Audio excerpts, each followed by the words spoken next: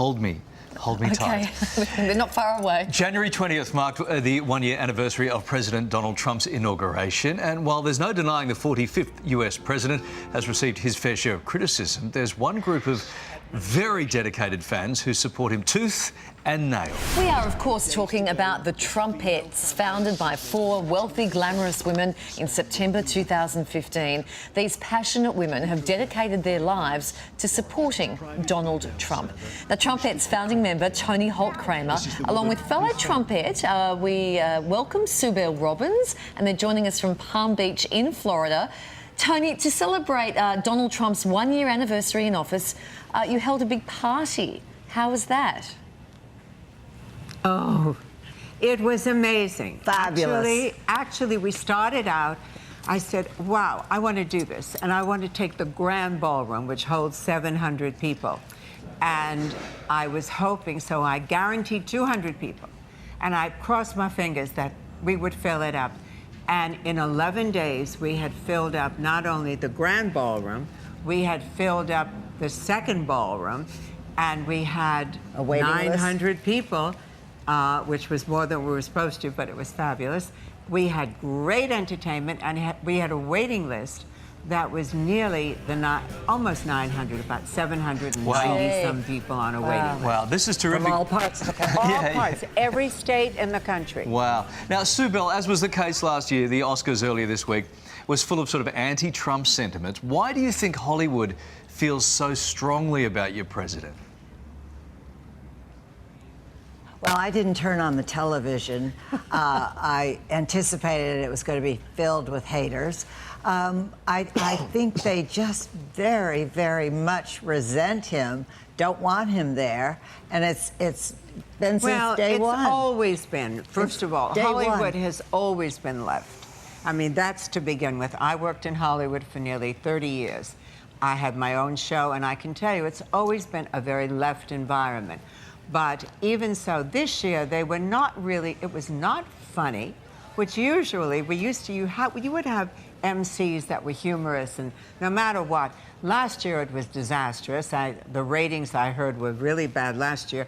This year, I understand they hit an all-time low. People are just bored. I know more people that said, oh, I can't be bothered. It was down 20%. Yeah, 20%. So water off the shows and the movies that they had. Water off a duck's We're not back. really very terrific. It wasn't the old Hollywood. No Bob Hope. No, they were the days. Tony, the hashtag Free Melania has gone viral. Now, you ladies know the family quite well. Do you think the First Lady wants out? We think they're funny memes. Of course not. Are you mad? She's you fabulous. Cannot believe that for one moment. You know, it is just, again, the fake news, the news that is out there, which is trying to get attention. They will say anything they can that will hopefully get people to go, really? Is that really true? Is she really going to want to leave him? And if she was a Democrat, she would be on every cover of every magazine. Exactly. They do not acknowledge her. No. They only criticize her. All right, well, let's deal with... She is not wanting to leave the president. OK, let's deal with some other news as well. Interested in your thoughts on this. The New York Times interviewed 170 political experts who consider... You're both rolling your eyes, and I haven't even asked the question yet. They consider Donald Trump to be the worst president ever. What's to blame? The New York Times? Of course. Well, what would you expect them to say?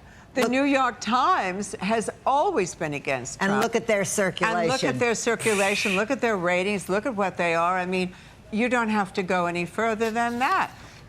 It's just the Washington Post. The Washington Post is doing better. The Washington Post, I will say, has been fairer to coming along. You know, fairer to the Trumpets, fairer to the president, in my opinion. But the New York Times, it doesn't matter. I mean, if I stacked the deck and I had 170 of my Trumpets come out and say, oh, who is the best human being on the planet? They're all going to say what I know they're going to say. They're going to say, President Trump. Okay. He's done so much for our economy. Look at us. Look at the stock market. Look at home sales. We haven't had as many permits come out for home building in 10 years. We haven't had as many women employed in many, many years. We have so much more. Yes, we have people of minorities that were usually really sagging in the economy, really not having. It's never been higher, never. And he also has given people something else. He's given people a reason to think and to care. Whether you love him, whether you hate him, you have to admit one thing that's factual. That is, he's got your head thinking. He's got you thinking about all the things that we never thought about before. You're thinking about people coming into our country. You're thinking about guys, all of the just on and on. Just wondering, He's making America great. He really is. Kylie and I are wondering if you would fly to Australia and run our campaign, because you're very good at this. We'd love to. And I just met, by the way, I have to tell you, I just met two lovely women from Australia that I am so excited about. One of them is Georgina Reinhardt, who I'm sure you all know, Gina Reinhardt, yes, who is a magnificent woman and a great speaker. And I was privileged to see her speech from the 500 Club in Perth recently. And she will be back in Palm Beach next week. And I also got to meet Carrie Craig Lee, who has the most incredible book I have ever seen in my entire life, this big. It makes me want to hide with the book I'm writing, because mine isn't nearly that big. When was the last time I love these women, so we would be happy to come. Yeah, well, when Gina's coming back in the just jump on the jet. We'll even run around Australia. When Gina's coming back, just jump on a jet there. Yeah, we'll be happy to. When was the last time? I love Australia. I want to go. Sorry to interrupt. Just really curious. When was the last time you saw Donald Trump? About what, a week ago?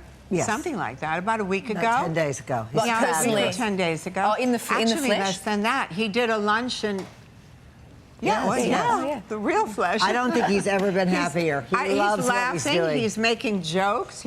I think he is so energized by what's going on and all the things. He's accomplished so much. I mean, for every cut the red tape, cut taxes. He's done both. 22 for every 22 rules and regulations they have, they're gone. One has been left. I mean, we are now cutting through. That's why people can build. That's why people can have businesses that are going to be successful. We have so very much going on in this country. He goes to bed at 12:30. Yeah, he gets up at 5. Gets up at 4:30. 4:30. And he expects everybody to keep those hours. That's right. And he's taking no salary. Oh, well, you know what? Amazing. Most working mums I know actually keep around about those same hours, I can assure you. By the time they get the kids to bed and work and do the lunches and then get up the next morning and get the kids off to school. He's kind of keeping work mum hours. Finally, Tony, you mentioned the book. Tell us about your book. Yes. My book, I've been working on it only for 8.5 years. It's just one of those overnight things. It's called Unstoppable Me, and it covers my life in Hollywood with the most incredible people like Frank Sinatra and Cary Grant and Rock Hudson, who started my career.